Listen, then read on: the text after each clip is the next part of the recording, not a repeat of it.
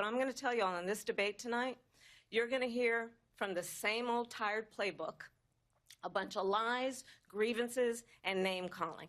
What you're going to hear tonight is a detailed and dangerous plan called Project 2025 that the former president intends on implementing if he were elected again. I believe very strongly that the American people want a president who understands the importance of bringing us together, knowing we have so much more in common than what separates us, and I pledge to you to be a president for all Americans. There was Democratic Party's presidential candidate, Kamala Harris, during the first TV debate with her Republican opponent, Donald Trump, aired on ABC News on Tuesday, 10th September. Harris' call for unity stood in stark contrast to Trump, who grabbed every opportunity to spout vitriolic anti-immigration propaganda, launch personal attacks against Harris, and babble away on policy issues without any regard for facts. This is the third episode of Weird, a global take on the US election. You can check the previous episodes of our podcast on our website at weirdpodcast.com and on our YouTube channel at WeirdPod, or on any of the apps where you're getting the podcast from. In this episode, we will get into the drama of the Harris-Trump debate and dig deeper into the implicit meanings and innuendos of the battle of words and the performative tactics that the two candidates used to appeal to American voters. We started with this clip also as a sober reminder that while the spectacle of political campaigning goes on unabated and will likely intensify as we get close to the 5th of November election day, what is performed on stage, a stage that never stops broadcasting, the stage of social media where debate bites and rally speeches get condensed, interpreted, and repackaged in all kinds of ways, all these performances have turned politics into 24/7 entertainment, have very real effects on the lives of real humans, sometimes very destructive effects. We've seen this with the UK far-right mob violence against Muslim and asylum seekers at the end of July this year, and today we will hear more about the town of Springfield, Ohio. No, it's not The Simpsons, but a very real town where immigrants from Haiti have helped revive the local economy, but have become targets of fake news scapegoating and neo-Nazi intimidation. Trump amplified this horrible situation on national TV with the aim of creating thousands of Springfields all across America. My name is Vito Laterza. I'm an anthropologist, political analyst, and associate professor at the University of Agder in Kristiansand, Norway. I'm currently based in Uppsala, Sweden, where I'm a fellow at the Swedish Collegium for Advanced Study.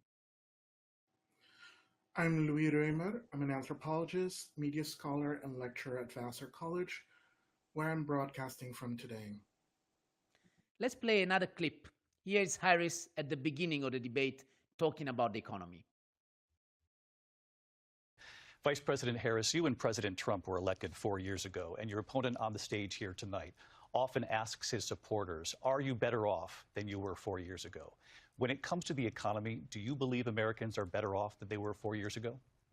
So I was raised as a middle-class kid, and I am actually the only person on this stage who has a plan that is about lifting up the middle class and working people of America.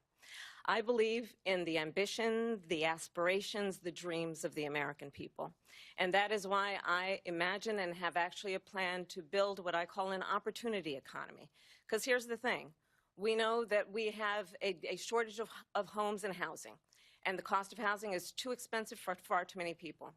We know that young families need support to raise their children, and I intend on extending a tax cut for those families of $6,000, which is the largest child tax credit that we have given in a long time, so that those young families can afford to buy a crib, buy a car seat, buy clothes for their children. My passion, one of them, is small businesses. My mother raised my sister and me, but there was a woman who helped raise us. We call her our second mother. She was a small business owner. I love our small businesses. My plan is to give a $50,000 tax deduction to startup small businesses, knowing they are part of the backbone of America's economy. My opponent, on the other hand, his plan is to do what he has done before, which is to provide a tax cut for billionaires and big corporations, which will result in $5 trillion to America's deficit. My opponent has a plan that I call the Trump's sales tax, which would be a 20% tax on everyday goods that you rely on to get through the month. We got quite a few themes emerging here. Of course, the economy is the issue that tends to be on top of voters' concerns, and this is quite common in elections all around the world. But we also know that, at least in the US, whenever we speak of the economy, it almost never goes without a mention of the middle class or workers. How does Harris envision these groups? What does she imagine or want people to imagine when she talks about an opportunity economy? I think very key here is that Kamala Harris is using some very vivid images to identify herself rhetorically with something that she names small business owners, hardworking people who have aspirations, right? American dream. Um, Keywords that are related to these images are phrases such as the makers, the hardworking Americans. It's a type of discourse that very carefully avoids labor politics and more leftist coded language around class, and instead relies on what is known as producerism, which is a type of discourse that defines class in these cultural terms, right? In terms of people who are working hard and who want to contribute to the economy and who have aspirations and dreams to prosperity. What's interesting about this framing is that, in that sense, a so-called middle class, a hardworking American group, really can encompass a quite broad group of people. Anything from a fruit vendor, right, with dreams of a business, to a entrepreneur in Silicon Valley with a new tech startup. It has to be said that the GOP, the Republican Party, has used this kind of discourse for years, for decades, but also to define certain kinds of working class people as not as the makers, not as the producers, the hardworking, deserving people, but as the so-called moochers or takers, people who take more out of the economy than they produce. Phrases that are common in American politics to talk about this imaginary group of people are the welfare queens, so supposed single mothers who are like taking advantage of benefits. Anyways, it has to be said also, though, that the working class, and often the phrase white working class when it's used in US politics, is actually a phrase that is pointing to this producerist coalition, right? Which is this broad cross-class alliance of people who identified as hardworking, people, which is not a working class in any strict economic sense. Yes, and I think just on that, we actually touched on this in the episode 2, in the last episode, when we discussed Vance and his attempts at this white working class. I just wanted to pinpoint that clearly, that basically the white working class is very much a staple of Trumpism. I mean, from when he's been there. So in a sense, it's also a shift, right? I mean, again, it's very racialized, but it's a shift away from the traditional Republican, almost anti-worker discourse. Yeah, I think what one of the key ways in which Harris is, you could say, co-opting this type of framing that has traditionally been used by the Republicans is by invoking certain very gendered images, right? Such as buying car seats, buying strollers, right? That divert from the way that the maker is usually coded as male in GOP rhetoric, and often the so-called takers are coded as feminine, hence welfare queens, not welfare kings, right? So I think that's one of the key ways that this is different from what the GOP does, but it stays more or less within this broader cultural reframing of class, which has meant that, for example, a recent poll in May 2024 by the Pew Research Center has found that Republicans are not only more likely to identify as working class, but that they in fact do so regardless of how much money they make, which means that this type of producerist framing has dislodged the phrase working class from its actual economic meaning. I mean, just for our audience outside the US, they might not be too familiar with acronyms. The GOP is the Republican Party. Right. Just to push on a bit more on what Harris is doing here, what do you think about this identification? So there's her, you know, as I was raised middle class, and then there's this story or this small business owner that was actually one of her carers. What do you think about this rhetorical technique? Is there some kind of identification or?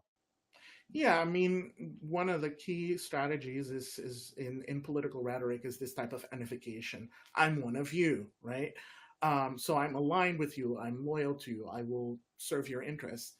I think Harris here is doing two things, both appealing directly to a kind of group that has historically and even in recent times gravitated towards the Republican Party, aka small business owners, sometimes referred to as family capitalists, so people who have a family business.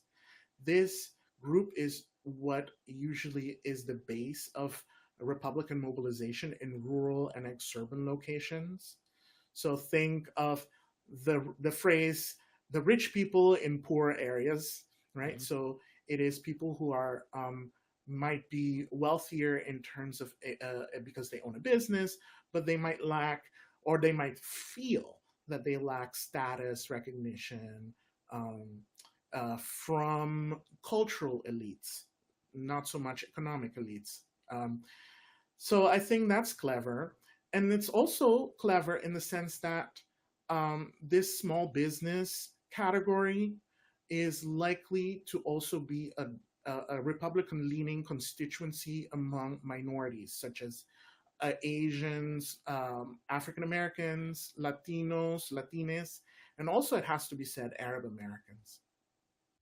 Yeah, this was the beginning of the debate. And I mean, I think we see Harris already in full form, not only presenting her vision in very clear and concise terms, but also contrasting it very clearly to Trump's dystopian vision. So there's the tax cuts for billionaires. That's what she calls the Trump sales tax. She's referring here to Trump's proposal to slap 20% tariffs on all imports, regardless of where they come from, which would be raised to between 60 and 100% on goods specifically from China. And economists, of course, are agreeing with Harris that this would be pretty dire for American families, and it would hugely increase cost of living already in a period of high inflation. I'd say from the start that the doubts that Harris would struggle to perform in unscripted context have been proven wrong. What would you say? Yeah, I think that's true. I think there is a little bit of a prejudicial tendency among liberals to catastrophize about gaffes. We saw this with Kamala Harris, and to be honest, we also saw this with Joe Biden in the past. And it's worth mentioning that if we look over to Republican-aligned the commentariat that aligns with the GOP, with the Republicans, this sort of catastrophizing never really happens. Trump, if you will, is a nonstop gaffe machine. He's always saying improper things, and it's never been actually something that hurts him. In fact, the go-to tactic, as soon as Trump says something that makes some people outraged or embarrassed or feel upset, is the immediate pivot to the frame of authenticity, right? Mm-hmm. So what is a supposed gaffe? What is a supposed lapse in perfectly polished, prepped answers to every question is then reframed as authenticity. So who's to say that the even if Kamala Harris sometimes answers in a way that's not perfectly polished, who's to say how it actually gets taken up? And I think by framing it as a gaffe or a flub in that way, liberals might be preemptively framing Kamala Harris in harmful ways, where Kamala Harris could well, or her campaign could well actually also reframe that as, well, this is just a moment of authenticity. Because remember the famous coconut tree meme, right? Which became a meme, which became this moment that made Kamala Harris seem authentic and real to a lot of people, was actually supposed to be a gaffe, right? That actually was found and disseminated by Republicans in an effort to make Kamala Harris sound inarticulate. And there's a lot more to unpack with this notion of inarticulateness, and how this tends to be this accusation tends to be lodged towards women, and specifically women of color. But for now, let me just say that there is something worth observing here, in that it causes a lot of panic among Democrats, but in fact there are opportunities here to pivot and to say, no, this is actually a strength, a covert strength. It's authenticity, it's realness. It's just, people who are real sometimes will say things a little bit off the cuff that don't always sound polished. Well, on that note, let's hear Trump's response to Harris on the economy, also at the beginning of the debate. First of all, I have no sales tax. That's an incorrect statement. She knows that. We're doing tariffs on other countries. Other countries are going to finally, after 75 years, pay us back for all that we've done for the world. And the tariff will be substantial in some cases. I took in billions and billions of dollars, as you know, from China. In fact, they never took the tariff off because it was so much money they can't. It would totally destroy everything that they've set out to do. They're taking in billions of dollars from China and other places. They've left the tariffs on. When I had it, I had tariffs, and yet I had no inflation. Look, we've had a terrible economy because inflation which is really known as a country buster. It breaks up countries. We have inflation like very few people have ever seen before, probably the worst in our nation's history. We were at 21%, but that's being generous because many things are 50, 60, 70, and 80% higher than they were just a few years ago. This has been a disaster for people, for the middle class, but for every class. On top of that, we have millions of people pouring into our country from prisons and jails, from mental institutions and insane asylums, and they're coming in and they're taking jobs that are occupied right now by African Americans and Hispanics, and also unions. Unions are going to be affected very soon. And you see what's happening. You see what's happening with towns throughout the United States. You look at Springfield, Ohio. You look at Aurora in Colorado. They are taking over the towns. They're taking over buildings. They're going in violently. These are the people that Xi and Biden led into our country, and they're destroying our country. They're dangerous. They're at the highest level of criminality, and we have to get them out. We have to get them out fast. I created one of the greatest economies in the history of our country. I'll do it again, and even better. Yeah, that's Trump responding to Harris' accusations on the negative effects of the tariffs. If one doesn't listen carefully, he really seems to be just babbling away, right? We talked about this in episode 1. I referred to it as a stream of consciousness political communication technique. Novelists use stream of consciousness. It's a technique on narration where basically the narrator, often from the point of view of a specific character, who's going about their lives and experiencing and thinking various things as a garble of different stuff that is not necessarily coherent. Think about when you just walk around and go about your things and think about stuff. It's the unconscious mind, right, that just does its work in the background. So one can't really interpret the content of what Trump is saying in a conventional way, right? So you're trying to find a structure, some coherent argument that links, inflation to immigration to tariffs. What we are seeing here, it's really the evocation of certain images and feelings. In the middle of these streams, we have a few recurring themes that immediately frame the world seen through Trump's eyes. And that, sadly, or many of his supporters who have been exposed to this kind of talks for more than 8 years now. tariffs as a way to get to the world, to get the world to pay back for America's service since the end of World War II. That's one of the themes, pay back, this kind of tough economy stance, inflation, and finally immigration. Yeah, there's something here about Trump communicating less anything that has referential meaning, and with that I mean referring to things in the world, real things that one could verify, and instead he is really more indeed evoking images impressionistically, but he's also using phrases that communicate his emotional stance and his judgments about things, often with these adjectives, terrible, or adjectives and adverbs, terrible economy, or he'll label things. It's a disaster. It's the worst, right? And I think that connects to the point you said before, right?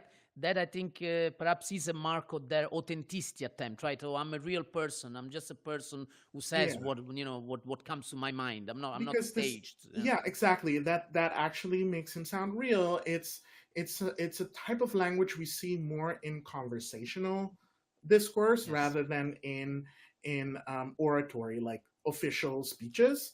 We often will find these kinds of appraisals, judgments that usually come after or in between segments of narration. So, like, say you're having a conversation with a friend during dinner time, and then a person will respond to you and be like, "Oh, that's so terrible.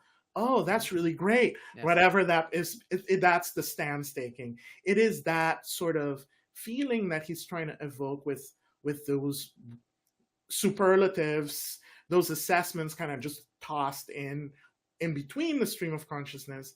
And another sign that he doesn't really care here about any verifiable information about reality is that he uses pronouns in this kind of impressionistic, loose way. It's unclear what the antecedent is for some of the pronouns. He keeps saying they, and you don't know if they refers to immigrants. Is they the other countries? Is they Kamala Harris? Is they who knows, right? It's we, they, it. It's all out in the ether. Yeah, I mean, at the beginning, it's very unclear. If you don't listen to it several times, it just talks about the tariffs, and it's not clear if the day it's him, China, the Republicans, or the Democrats. It's like, but it's just going very convincingly, or looking very convinced of what he's saying, very confident. It's just going about it, right? I think there's also perhaps that part. It always sounds very confident when he does this kind of stream of consciousness technique. It's like this, almost like Mad Lib improv. So he has this like stock phrases that he goes to, and he just kind of improvises until he finds his footing. And when he finds his footing is when he's able to pivot away from talking about economic policy details, where he has very little of, to his narrative about the others that are invading, the barbarians supposedly that are at the gates here and there, and that he is going to build the greatest economy, as he puts it, by shoving them out. There is no attempt to even establish a logical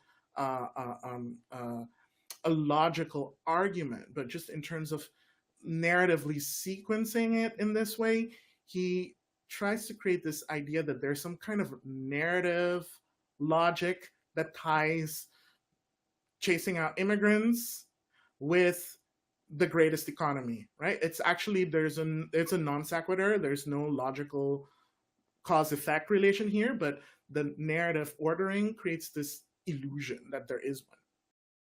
Let's listen to him on immigration, because basically all throughout the debate, he just kept on returning to the point over and over again. President Trump, you call this the largest domestic deportation operation in the history of our country. You say you would use the National Guard. You say if things get out of control, you'd have no problem using the U.S. military. Police, yes. You also said you would use local police. How would you deport 11 million undocumented immigrants? I know you believe that number is much higher. Take us through this. What does this look like? Will authorities be going door to door in this country? Yeah, it is much higher because of them. They allowed criminals, many, many millions of criminals.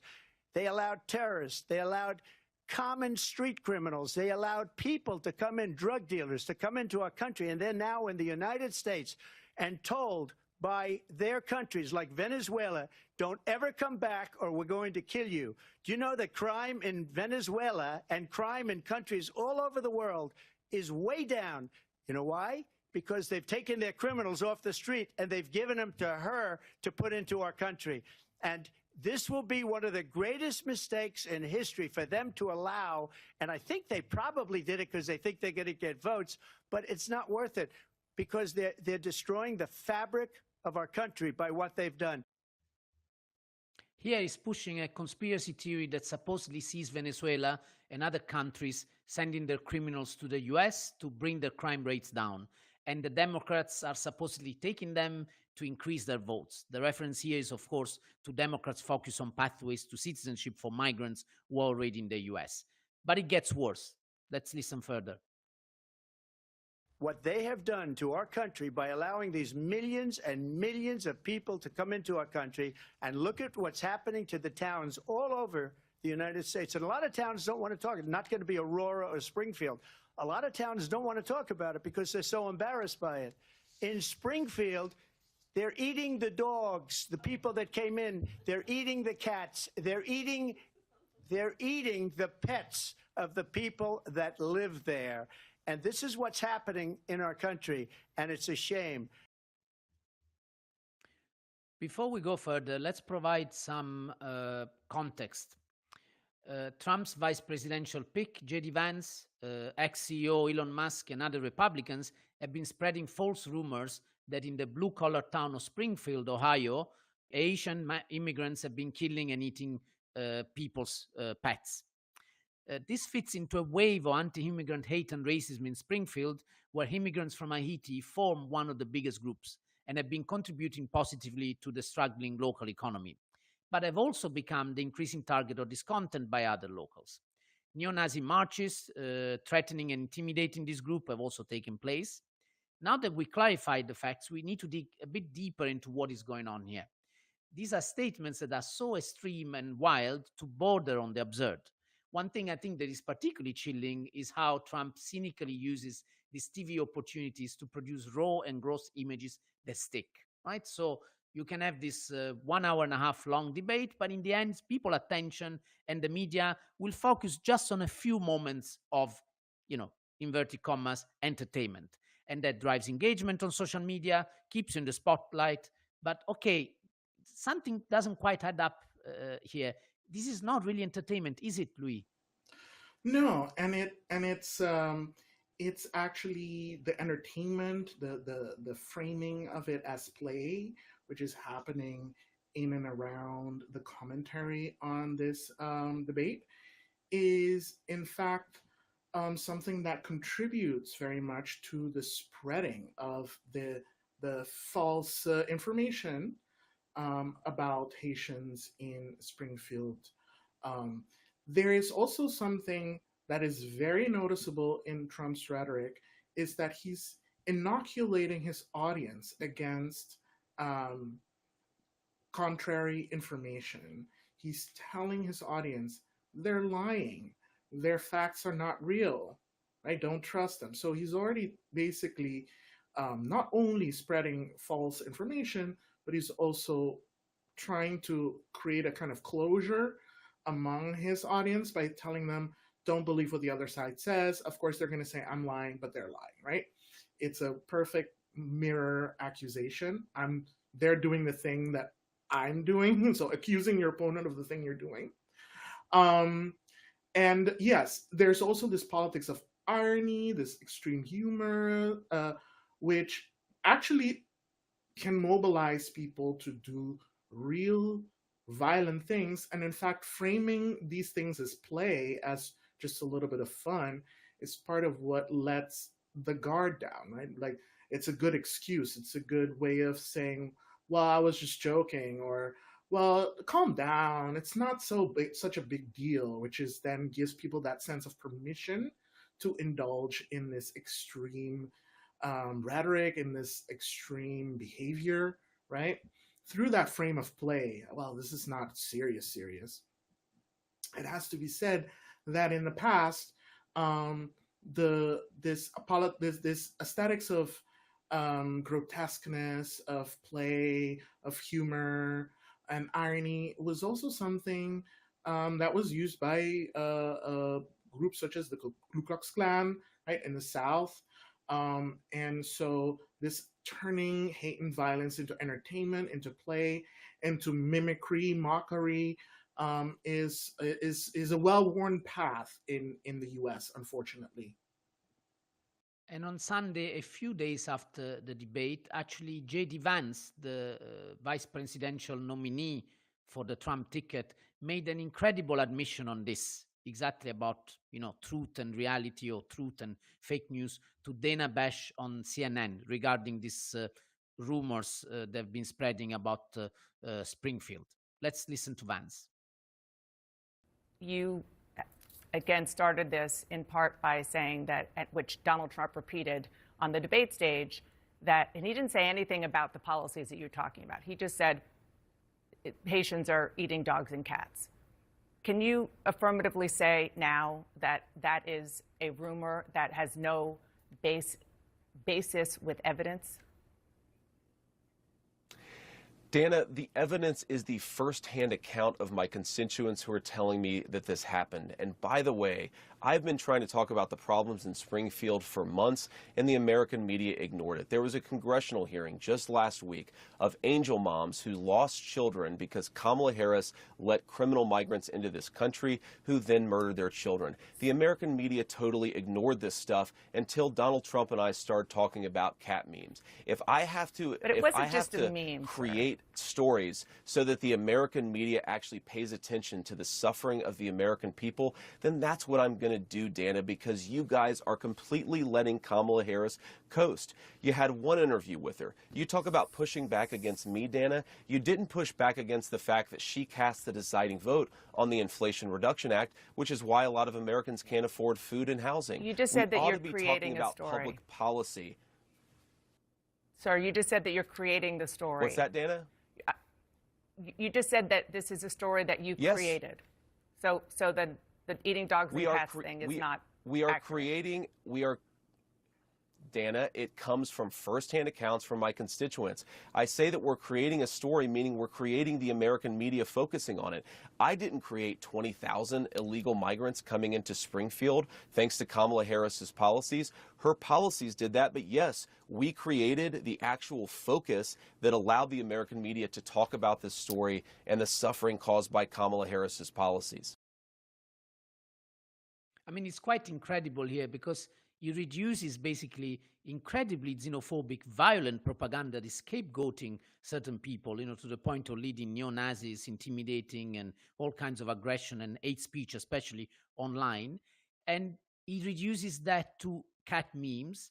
Then he says he's making up stories, and then he kind of denies it later. But he's basically saying, we're just going to make up stories, whatever it takes to grab media's attention and basically pursue our own petty campaign goals. Yeah, it has to be said that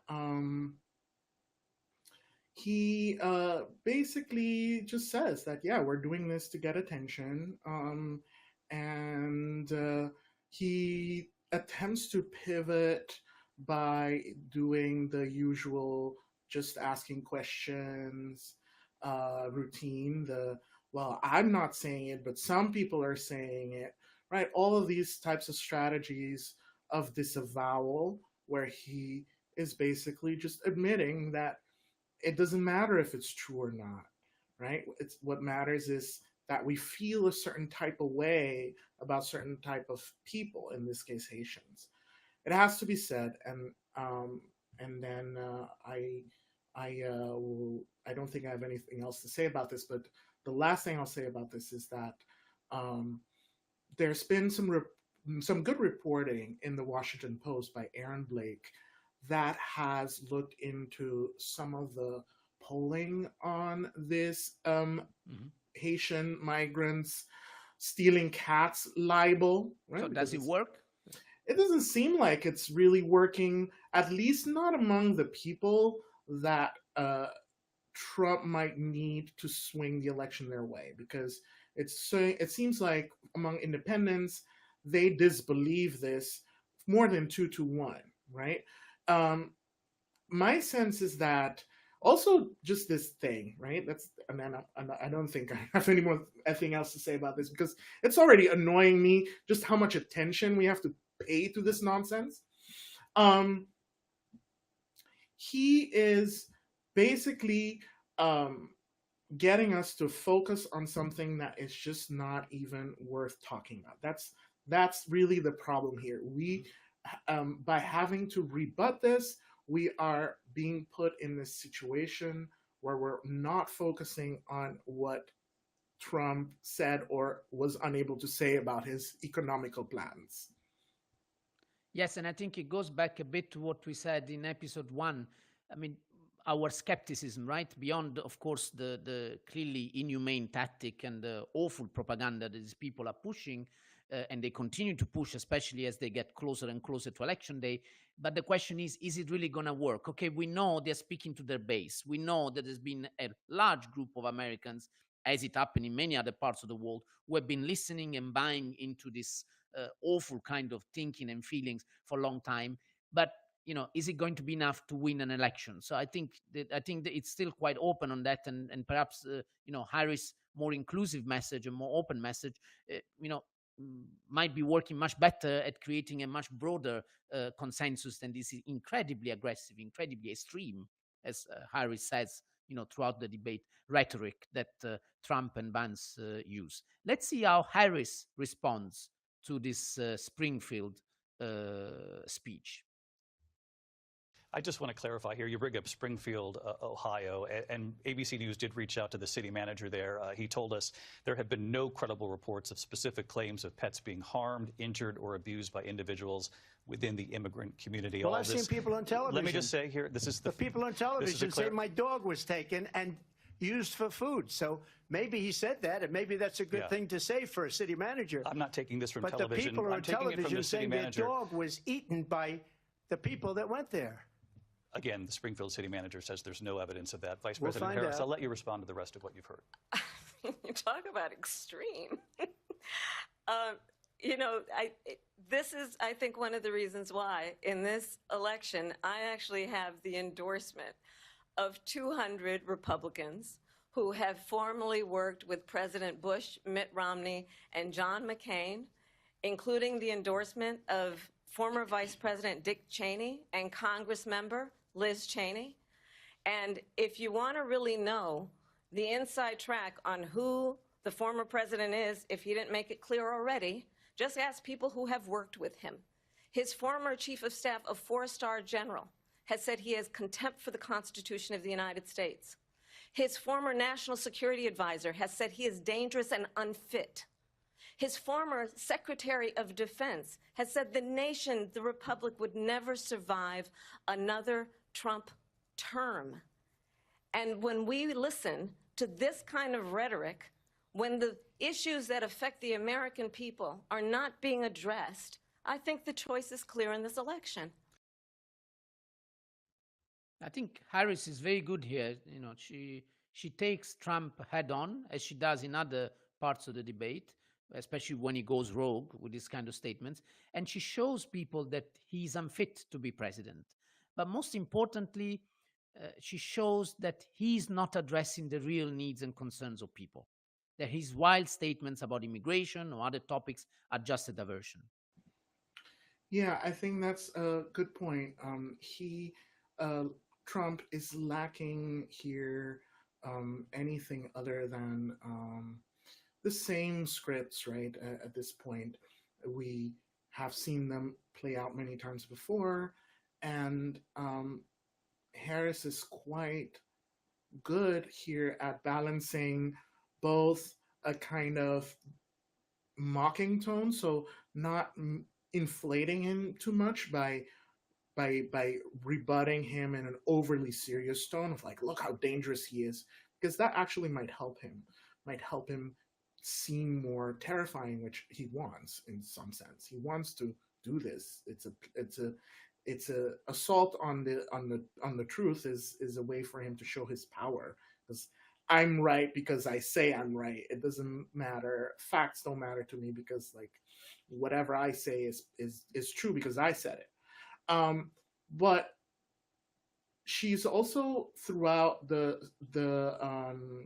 debate emphasizing the fact that this is passé and cliche, and we've seen this before, right? So in this segment, she talks about how people who are Republicans are warning and are identifying and are naming. So I think that's a very good tactic to just name what it is he's doing, but also at the same time, using her signature laughter to show that, oh well, we know what this is, right? As in, like, in a way, appealing to the audience's sense of skepticism by saying, okay, audience, haven't you seen this before?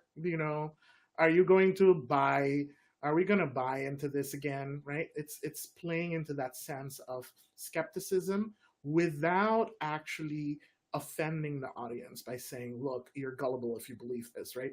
She's not doing that, which I think is a very clever way to thread this needle. How do you convince people who may have been duped by Trump in the past without offending them now? Anyway, immigration was definitely not the only topic where Trump was unhinged. Let's listen to this clip about abortion. Vice President Harris says that women shouldn't trust you on the issue of abortion because you've changed your position so many times. Therefore, why should they trust you? Well, the reason I'm doing that vote is because the plan is, as you know, the vote is, they have abortion in the 9th month. They even have, and you can look at the governor of West Virginia, the previous governor of West Virginia, not the current governor, who's doing an excellent job, but the governor before, he said the baby will be born and we will decide what to do with the baby. In other words, we'll execute the baby. And that's why I did that, because that predominates, because they're radical. The Democrats are radical in that. And her vice presidential pick, which I think was a horrible pick, by the way, for our country, because he is really out of it.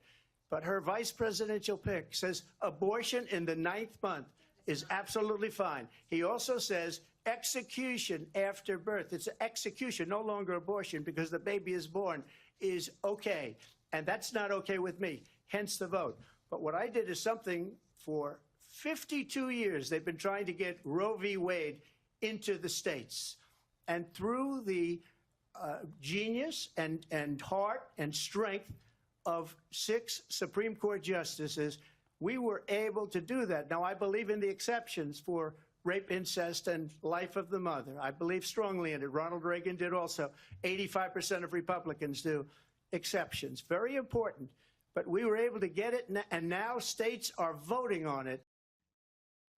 Roe versus Wade was the landmark U.S. Supreme Court decision in 1973 that affirmed the constitutional right to abortion. This was also reversed, also by the U.S. Supreme Court in 2022. Since then, 13 states have banned abortion in America, and several others have imposed serious limitations on this right.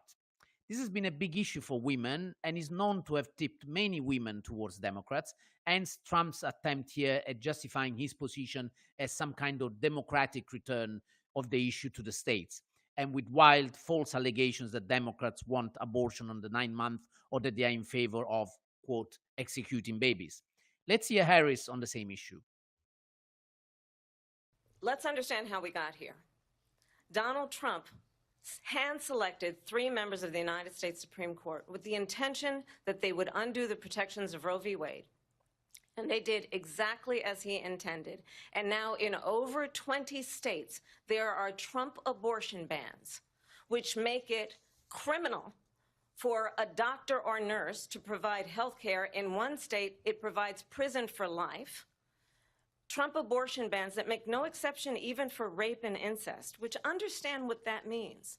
A survivor of a crime of violation to their body does not have the right to make a decision about what happens to their body next. That is immoral. And one does not have to abandon their faith or deeply held beliefs to agree. The government, and Donald Trump certainly, should not be telling a woman what to do with her body. I have talked with women around our country. You want to talk about this is what people wanted?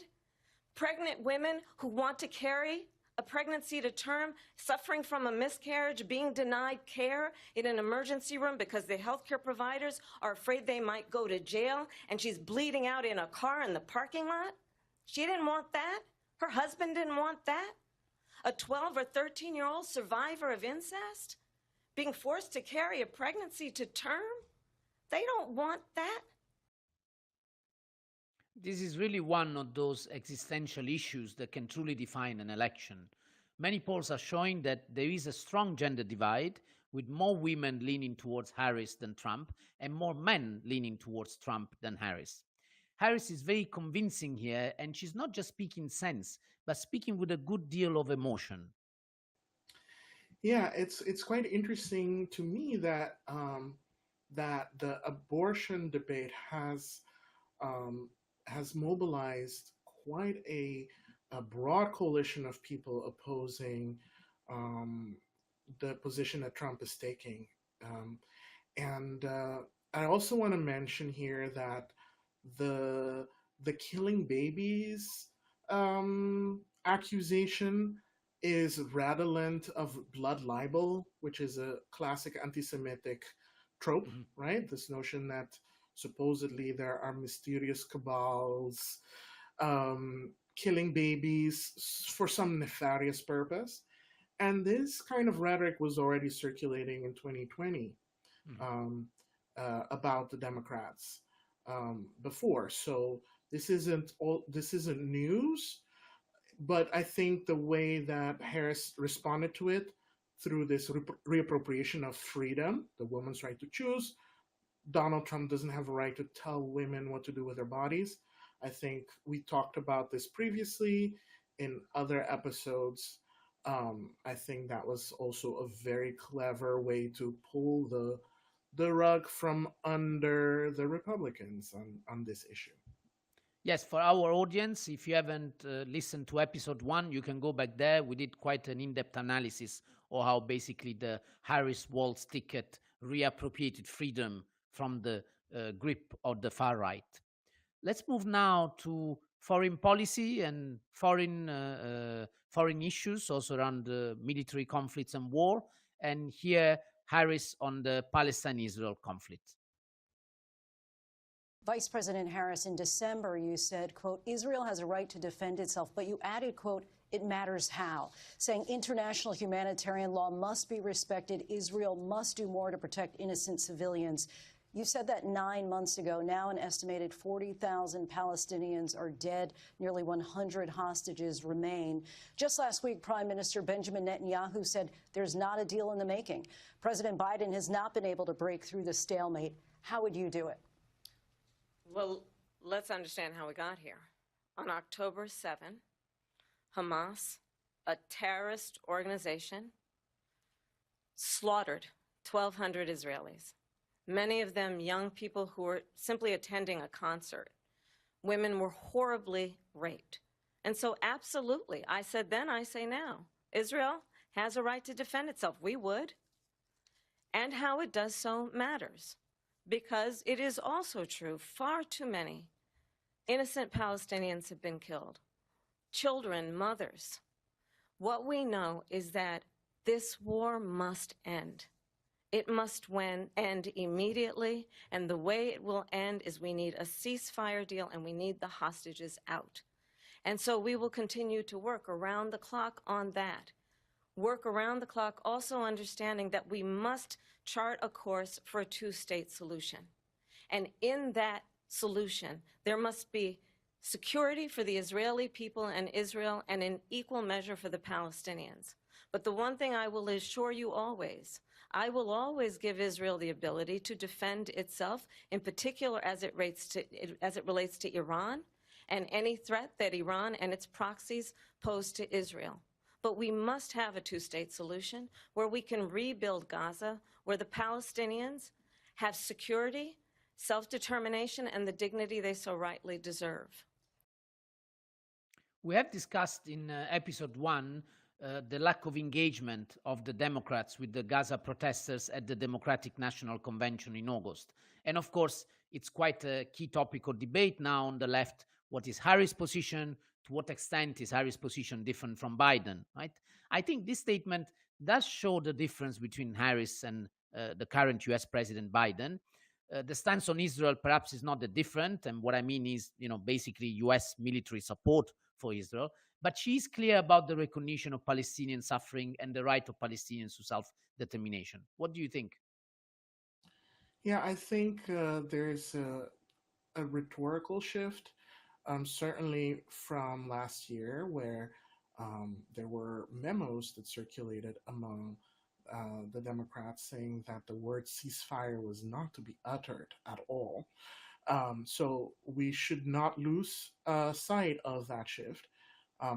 But I don't think the shift will be sufficient to really persuade people who feel apprehensive, given the amount of violence and the sheer disregard, really, for the Palestinian situation that is common both on the left, the center, and the right in the United States, right? Because when, for example, Kamala Harris says far too many Palestinians have died, it brings up the question, so there is a number that is sufficient?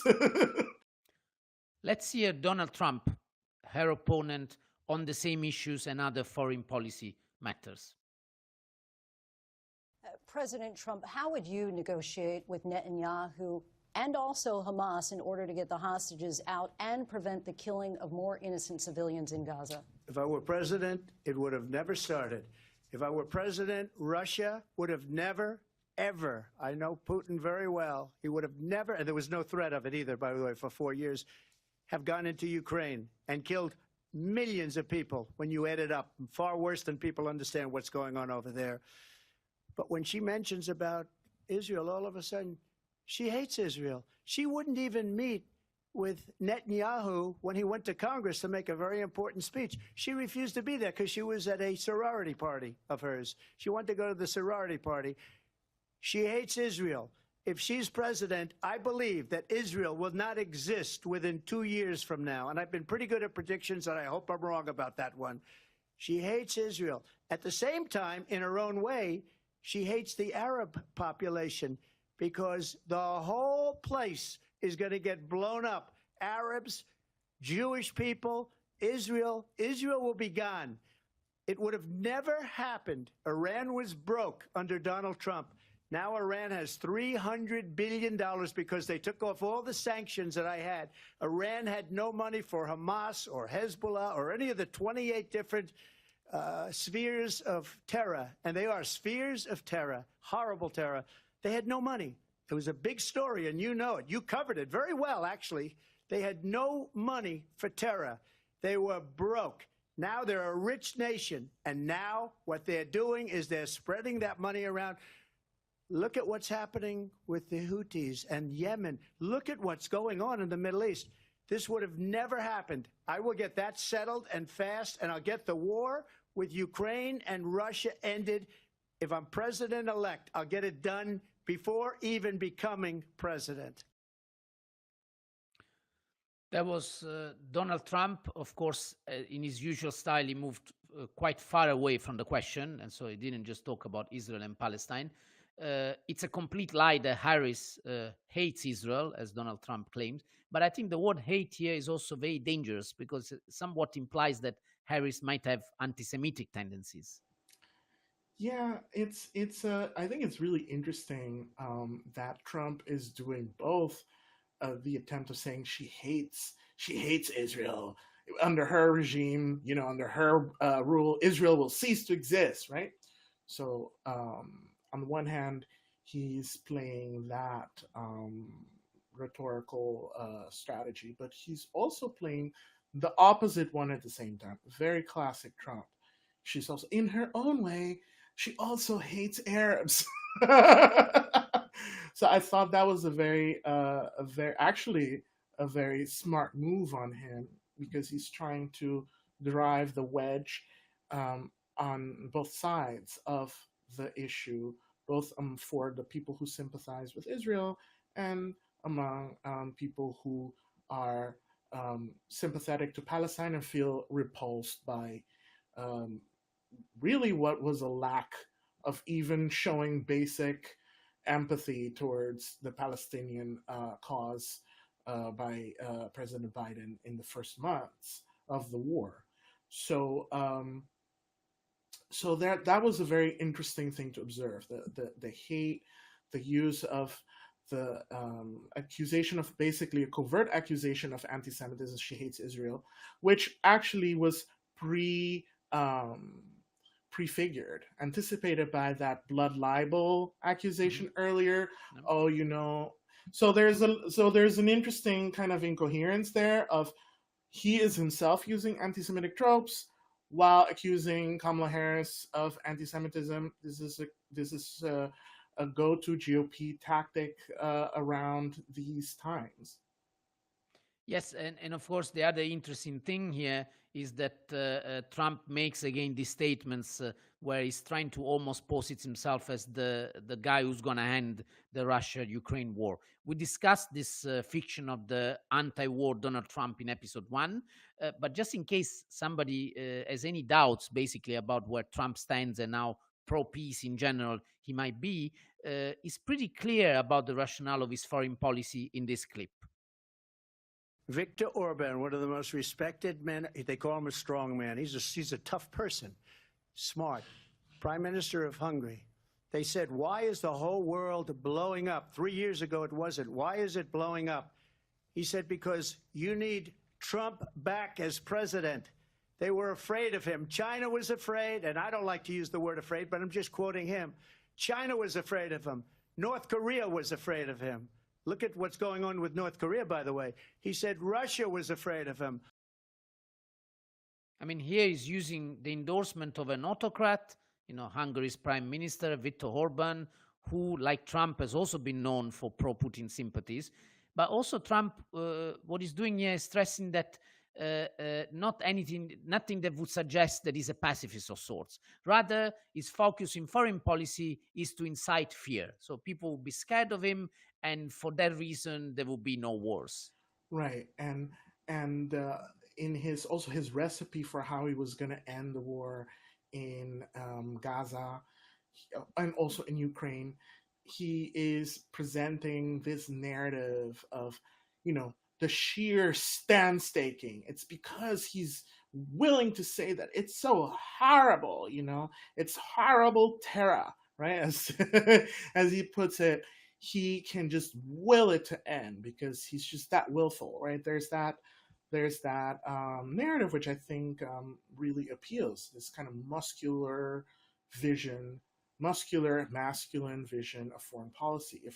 If you just sneer loudly enough, if you just condemn and loudly enough, if you just take a strongest possible stance of disapproval, that will create deterrence. And we know that, though in practice, that this usually ends up sparking or intensifying or escalating conflicts rather than the opposite. We've gone through quite a few moments, at least some of the key moments of the debate between Harris and Trump. So if you had to do some, final wrap-up, so who won? Well, and I am in good company saying this, it seems that Harris did a better job than Trump on this front. Yes, in fact, an ABC News Ipsos poll that was released on Sunday, 15th of September, shows that 58% of Americans, believe that Harris won the debate, while only 36% think that Trump won. This is a major reversal of the June debate between Trump and Biden, where 66% of Americans thought that Trump won versus 28% for Biden. But what we know is that this remains a tight race, so it will be interesting to see how things unfold over the next weeks as we head towards Election Day on 5th of November. We have come to the end of the show for today. Please make sure to subscribe to our channels, whether you get our show in the main podcast platforms such as Spotify or on YouTube, X, and Facebook. We will be back in 2 weeks with the next episode with more vibes and drama from the US election. You can get in touch with us by email at info@weirdpodcast.com and subscribe to our newsletter at weirdpodcast.com so that you will get our next episodes straight in your inbox. Until next time.